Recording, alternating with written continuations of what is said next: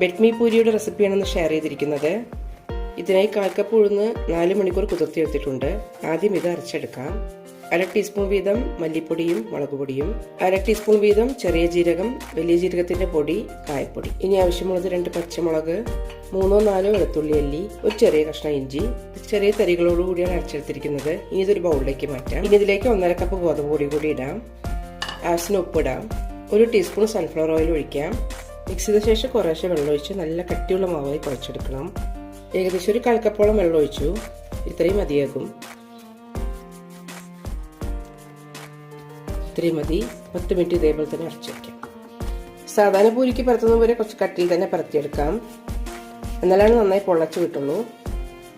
എണ്ണ നന്നായി ചൂടായിട്ടുണ്ടാവണം.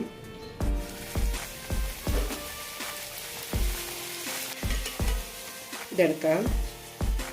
നല്ല സോഫ്റ്റുമാണ്, അതുപോലെ തന്നെ നല്ല ക്രിസ്പിയാണ്.